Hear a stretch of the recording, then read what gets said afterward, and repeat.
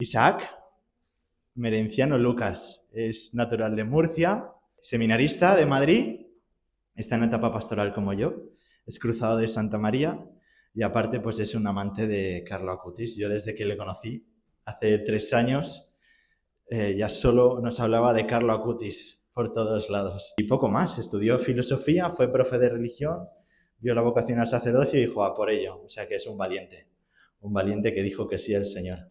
Así que nada, pues un aplauso.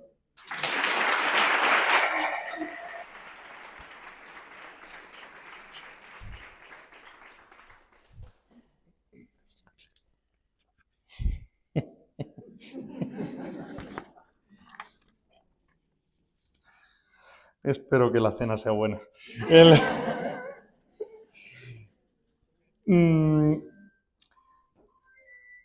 Por un momento pensaba que era el mío y digo, pues vaya. A ver, hablar de Carlo Acutis, o sea, esto es un poco complicado, ¿vale? Porque a mí estas charlas en general me cuestan un poquito.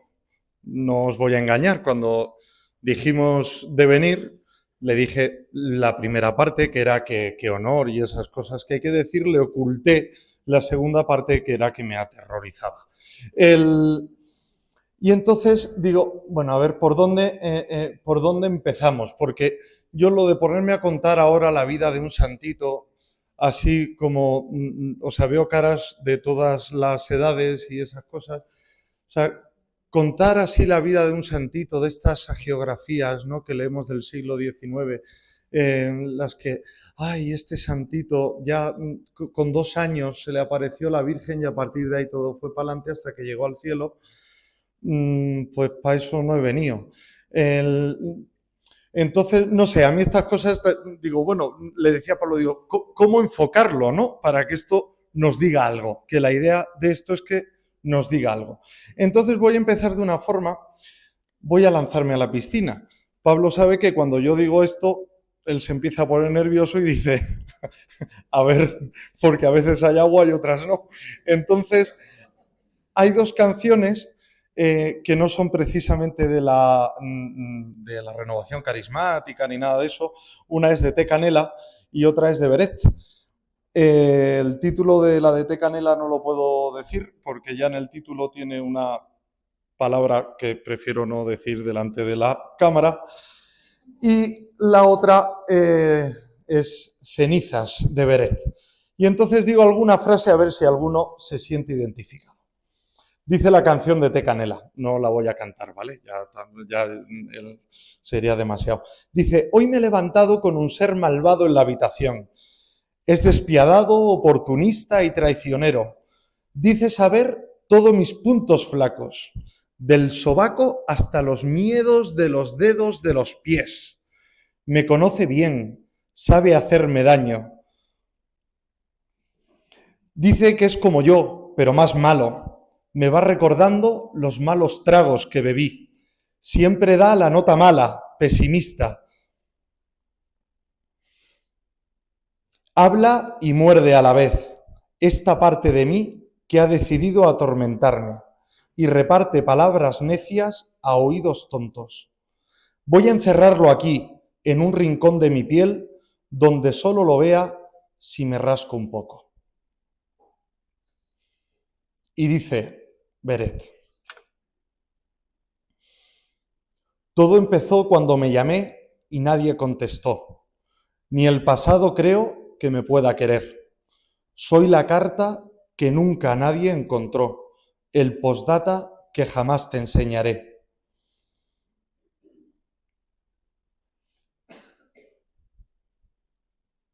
Pasado, te dije, defíneme.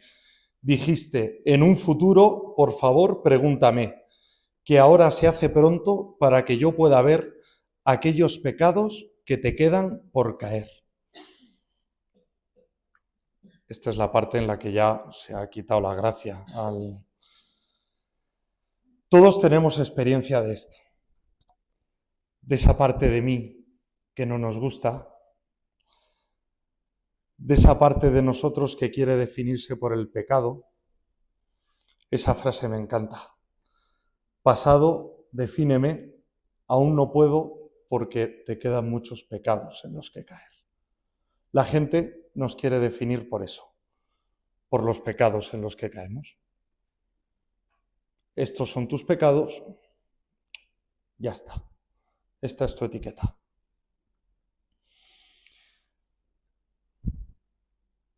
¿Qué es lo que tiene Carlo? Lo que atrae de Carlo es que es original. Lo que tiene Carlo es que es él mismo. Es alguien que no se ha dejado definir por eso mismo y ha dicho, no, no va a ser el pasado quien me defina.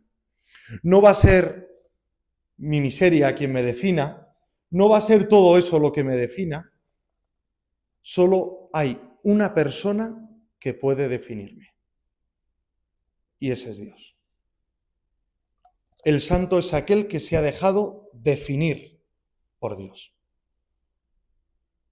Con esto estaría todo dicho y esa sería la llamada a cada uno de los que estamos aquí.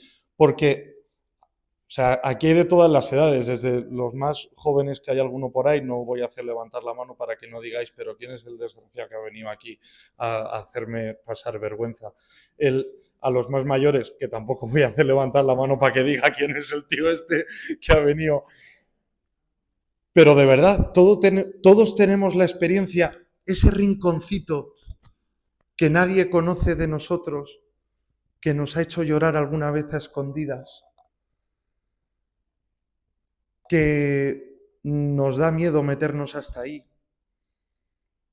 Esa es la parte que dices, yo soy eso.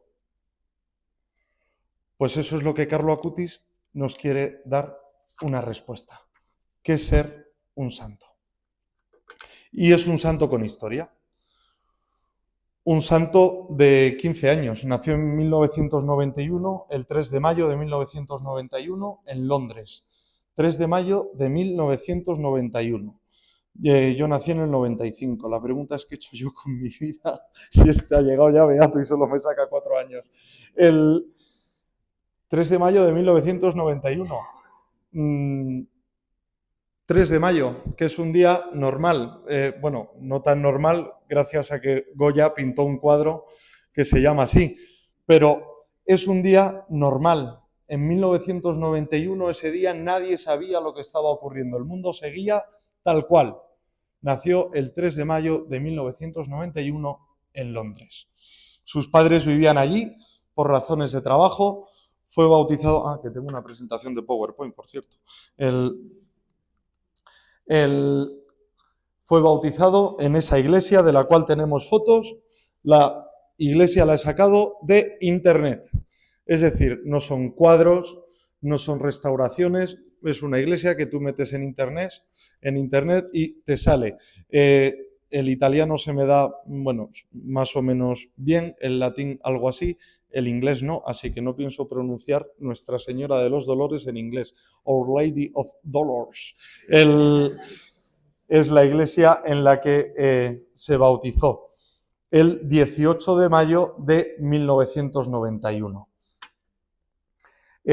Su abuela o bisabuela fue la madrina. Ahí está, la bisabuela. Un niño realmente adorable, pues con sus ricitos de oro, con así una carita muy mona y estas cosas. Él nace en una familia bastante acomodada, podríamos decir. Al final, a los meses, se vuelven a Milán los padres, se vuelve la familia a Milán y ahí comienza pues una vida total y absolutamente normal. Podemos ver, va a un jardín, a una guardería totalmente normal. En 1997 empieza la escuela primaria en San Carlos, luego lo cambian al Instituto Tomaseo. Bueno, un tipo bastante normal.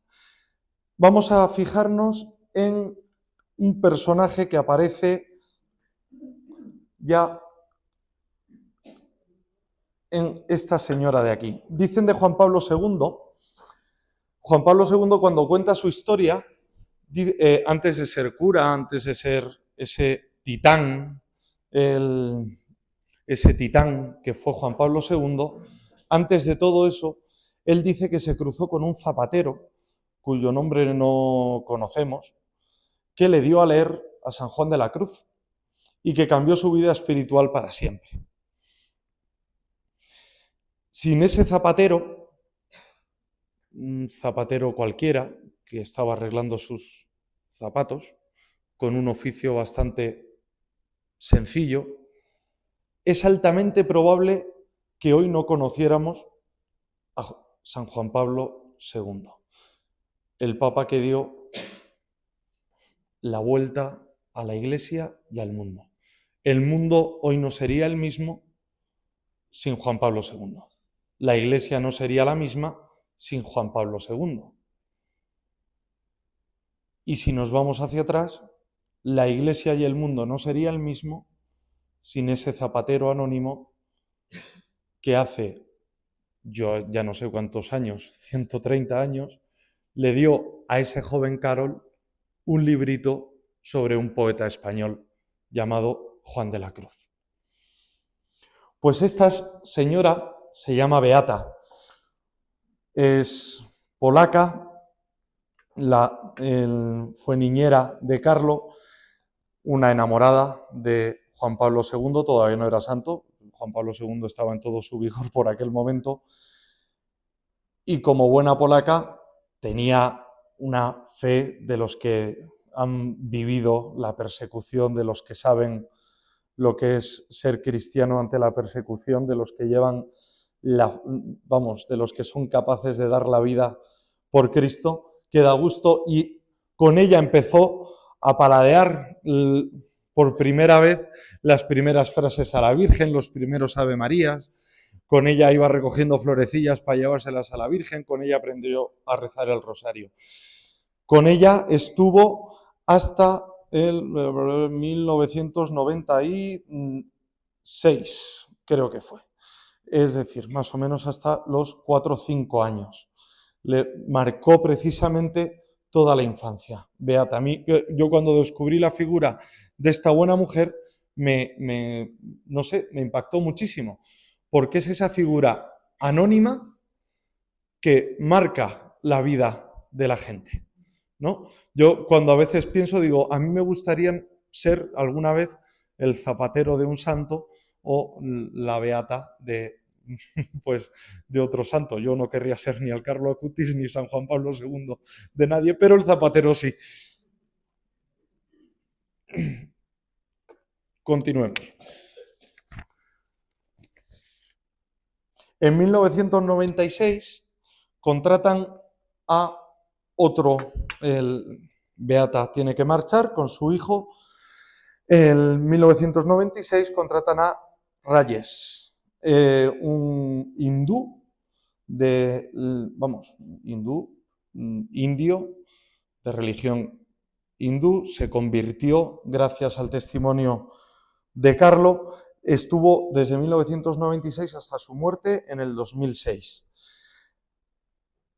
Carlos siempre fue un niño bastante adelantado, eso sí es verdad, todo hay que decirlo. Un tipo bastante inteligente, bastante autodidacta, aprendió a tocar el saxofón por su cuenta. El tema todo el tema digital le molaba bastante. No me he centrado todavía en todo el tema digital porque es que es el tema que menos me importa, la verdad. Porque no es santo porque se le diera bien hacer cosas con los vídeos. Es santo porque era un enamorado de Jesucristo. A partir de ahí viene todo lo demás, ¿no? Entonces, pero bueno, saldrá, eso saldrá también. Un niño bastante espabilado para su edad. Ya en torno a los 9 años, sus padres le compran libros de informática que tienen que ir a comprarlos a la Politécnica de Milán. Porque es bastante autodidacta, aprende a tocar el saxofón por su cuenta y él empieza, es un enamorado de la Eucaristía. Él quiere, siempre que van de viaje, siempre que van hay que saludar a Jesús, hay que saludar a Jesús. Y entonces llega otro momento importantísimo, 18 de junio de 1998. Y el nombre de las monjas donde hace la primera comunión lo voy a leer porque no hay narices a aprendérselo. Mira que lo he escrito varias veces y no tengo maneras de aprendérmelo. Monjas eremitas de San Ambrosio de Nemus, en Perego. Si lo digo 3 veces, a ver quién lo dice de nuevo. Estas monjas, esta es la iglesia. Él tiene mucha amistad con estas monjas, están más o menos a una hora de Milán. Él dice que gracias a estas monjas, gracias a la oración de estas monjas, quedó como de alguna manera fortalecido de una manera especial para vivir su fe en la adolescencia. Pues bendito sea Dios, tendremos que hacer peregrinación todos los jóvenes a esas monjas, a ver cómo son sus oraciones, que funcionaron también con Carlo, aunque imagino que él también estaba bien preparado. Él hizo la comunión ahí de manera adelantada, gracias a Pasquale Macchi, que había sido secretario de San Pablo VI. Después de ser secretario de San Pablo VI, él se retiró a la fundación de estas monjas. Cuando se jubiló, se quedó como capellán de estas monjas, ya de obispo y estas cosas, estaba pues eso, como de capellán de estas monjas, y gracias a él le pudieron adelantar la edad de la comunión y comulgó a la edad de 7 años. Este es el día de la primera comunión. Se ha puesto más amarillo porque tengo el ordenador programado para que a esta hora se ponga la luz en amarillo, lo siento.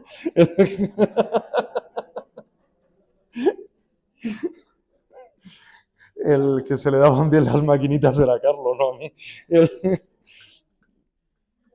La confirmación, él luego se implica mucho en, bueno, esta es toda la subida para llegar a la capilla de las monjas, bueno, capilla, la subida, y el día de la confirmación, el 24 de mayo de 2003, en su parroquia de Milán, Santa María Segreta, donde él vivía habitualmente la fe. Vale, esto ya nos sitúa un poquito en la biografía. Quiero decir, de la biografía no hay mucho más que decir. O sea, murió con 15 años. No no fundó monasterios, no hizo muchas más grandes cosas. Ya está. O sea, eso es la vida. Murió con 15 años. No hay mucho más que decir. ¿Qué podemos decir más de él? Sobre todo, cómo vivió esa vida. ¿Qué cosas hay fundamentales, ¿no?, en la vida de Carlo? Primero, la Eucaristía, adoración y comunión. Adoración y comunión. Famosa frase suya: la Eucaristía es mi autopista para el cielo.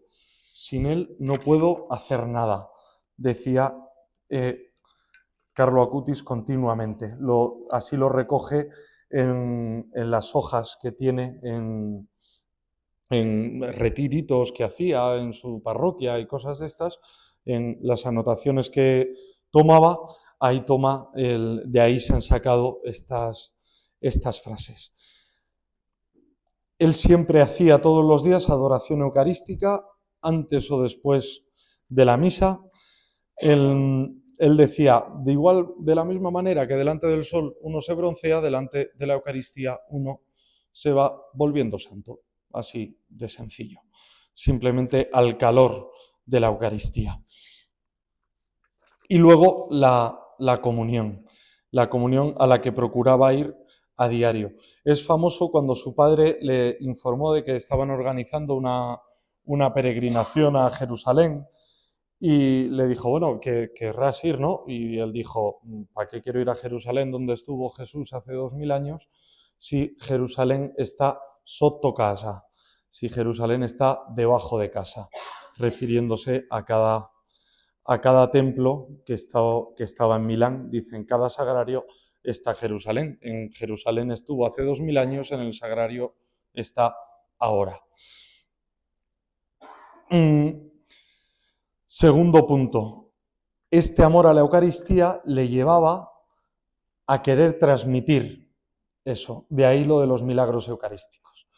A ver, lo de los milagros eucarísticos hay que entenderlo bien. Porque el primero que no le gusta hacer muchos milagros es al Señor.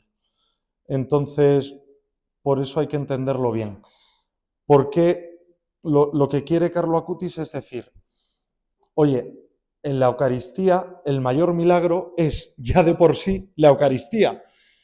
Precisamente como es el mayor milagro, en 2000 años, pues a veces el Señor ha cogido y ha dicho, oye, para que os deis cuenta de que esto es realmente un milagro, pues voy a lucirme un poquito y voy a hacer algo más milagroso todavía, por lo menos a nivel visible, a nivel físico, para que se vea que aquí hay algo que sobrepasa. Pero el milagro como tal es la Eucaristía. Entonces, el problema a día de hoy es que nos quedamos con el milagro eucarístico y pensamos que hay más Eucaristía en Ocebreiro que en este sagrario de San Pablo VI. Es la misma Eucaristía, es el mismo Jesucristo. Entonces, por eso, lo que pretende Carlo con estos milagros es avivar la fe en la Eucaristía y avivar la vida cristiana de cada uno, diciendo, oye, tenemos un Dios capaz de hacer milagros, pero esos milagros, o sea, no tenemos un Dios que viva a base de milagros, no tenemos un Dios que vaya con una varita mágica haciendo, ¿no? Que vaya arreglando cosas con la varita mágica. Dios no es así, Dios no es un mago. Lo que hace es avivar nuestra fe y nuestra esperanza precisamente con estas pequeñas excepciones para avivar precisamente nuestra fe diaria.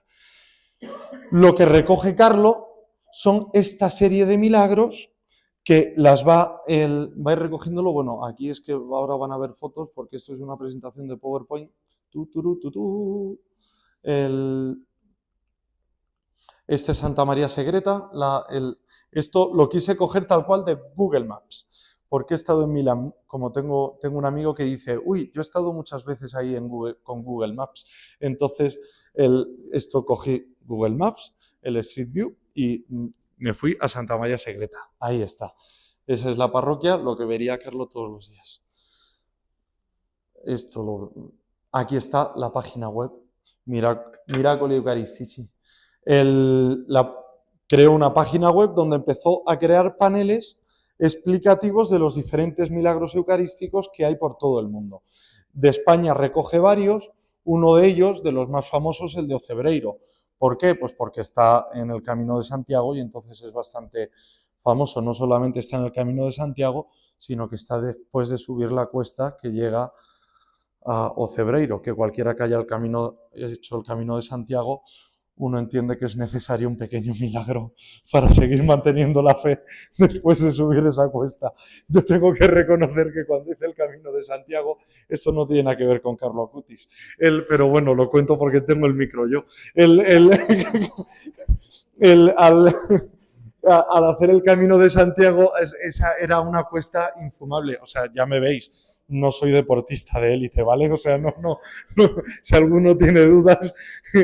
y cuando llegué a los Ocebreiros dije, Señor, de verdad esto, o sea, ¿por qué estoy haciendo esto? O sea, no tenía ninguna necesidad de llegar hasta aquí. Y entonces al entrar a la iglesia de los Ocebreiros me encuentro en una capillita que hay en el lateral los vasos sagrados con los que ocurrió este milagro eucarístico. Lo que ocurrió ahí fue un sacerdote que celebraba misa ahí sin fe, totalmente descreído. Y entonces, en un día de nieve, el Ocebreiro está bastante alto, ya digo que hay que subir la cuesta, es que tengo un pequeño trauma con esa cuesta, no sé si os habéis dado cuenta. Total, que entonces iba todos los días, a pesar de la nieve, un pequeño pastor, un pastor pobre, pasando frío a la Eucaristía. Interiormente el sacerdote dijo: ¿a dónde viene el ignorante este a verme a mí? Además, entonces la misa era de espaldas y en silencio. O sea, dice: ¿a dónde viene este aquí a verme hacer truquitos de magia, a verme a mí de espaldas, haciendo el indio? Dice: este tío es tonto. O sea, y así lo decía el sacerdote. El pan consagrado se convirtió en carne y el vino en sangre. Los vasos sagrados donde ocurrió ese milagro se conservan en ese templo, y el pequeño pastor ignorante, pero que sabía bastante más que el cura, que yo, está enterrado al lado de ese altar. Pues este milagro también lo recoge Carlo Acutis. Bueno, seguimos. La confesión. Él pone el ejemplo de la mongolfiera, el ejemplo del globo aerostático. Es decir, él coge y dice: nuestra vida es como un globo que tiene que ir hacia el cielo, ¿no? Dice, lo que hace el pecado es darnos peso que nos impide subir. La confesión lo que hace es quitarnos peso. Así lo explicaba cuando empezó a dar catequesis en Santa María Segreta. Empezó a dar catequesis con 12 años. Palabrita que no estoy intentando incomodar a ninguno de los jóvenes de San Pablo VI.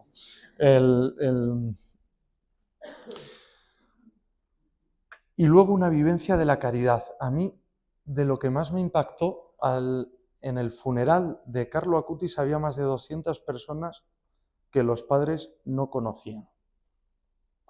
Que los padres de Carlo Acutis no conocían. Entre ellos había mendigos, había conserjes. Cuando él iba de su casa al colegio, del colegio a casa, de casa a la iglesia, de la iglesia a ver a sus amigos, saludaba a los conserjes.